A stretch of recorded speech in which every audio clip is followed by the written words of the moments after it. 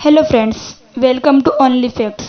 आज हम बात करने जा रहे हैं बहुत ही ज़्यादा विवादित बात और चर्चित बात। क्या 5G से कोरोना फैल रहा है? यह बात सोशल मीडिया पे बहुत ही ज़्यादा वायरल है, इसलिए हमने इसकी पड़ताल करने की सोची। आज हम इस बात में दो सब्जेक्ट पर बात करने वाले हैं। इस दावे की हम पड़ताल करेंगे कि क्या सच में 5G से कोरोना फैल रहा है, और आपको 5G के हम कुछ नुकसान भी बताने वाले हैं। तो पड़ताल शुरू करते हैं। काफ़ी समय से ऐसी बातें सामने आ रही है कि 5G के आने से कोरोना संक्रमण फैल रहा है तथा कोरोना को फैलने में मदद मिल रही है। ऐसी थ्योरीज पिछले साल जनवरी के आखिरी सप्ताह में सामने आई थी, जो कि सबसे पहले फेसबुक पर नजर आई थी। उसी वक्त अमेरिका में कोरोना संक्रमण का पहला मामला भी सामने आया था। इन थ्योरीज में दो मुद्दों को रखा गया है। पहला, जिसमें यह दावा किया जा रहा है कि 5G से इंसानों की प्रतिरोधी क्षमता कम हो रही है, जिससे वो कोरोना संक्रमित जल्दी हो रहे हैं। एक बात यह भी कही जा रही है।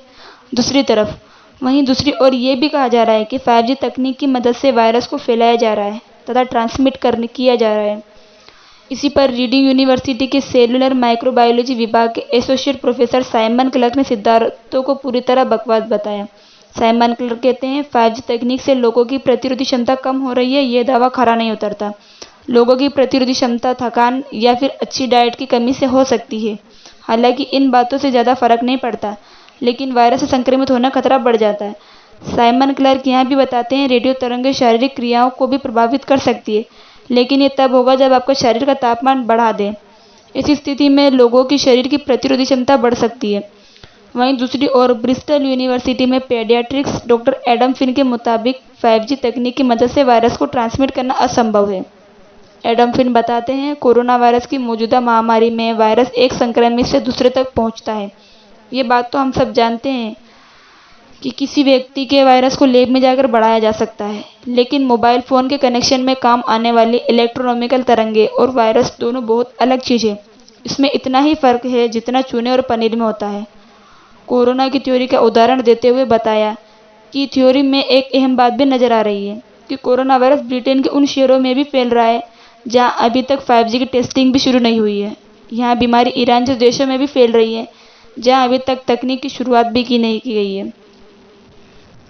इस साल की शुरुआत में वॉचडॉग की भूमिका निभाने वाली संस्था International Commission on Non Ionizing Radiation Protection ने लंबे अध्ययन के बाद इस दावे को खारिज कर दिया और ये बताया कि 5G से कोरोना का दावा सच नहीं है और इसे खारिज कर दिया गया है। अब बात कर लेते हैं दूसरे सब्जेक्ट पर, जहां आपको हम 5G के कुछ नुकसान बताने वाले हैं।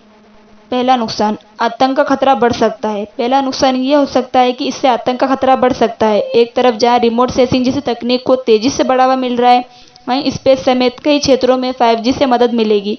ऐसे में बड़े देश छोटे देशों की साइबर एक्सपर्ट द्वारा जानकारी आसानी से चुरा सकते हैं, जिससे देश की सुरक्षा में आतंकी गतिविधियों का खतरा बढ़ सकता है।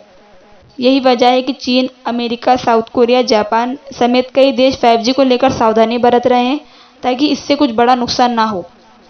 दूसरा, सेहत का नुकसान। 3G और 4G द्वारा जो रेडिएशन होता है उनमें फ्रीक्वेंसी कम होती है। इस रेडिएशन में इतनी एनर्जी नहीं है कि वो DNA को नुकसान पहुंचा सके। वहीं कुछ वैज्ञानिक मानते हैं कि 5G रेडिएशन सीधे हमारे DNA को डैमेज नहीं करेगा, मगर इससे कुछ स्वास्थ्य संबंधी परेशानियां हो सकती है।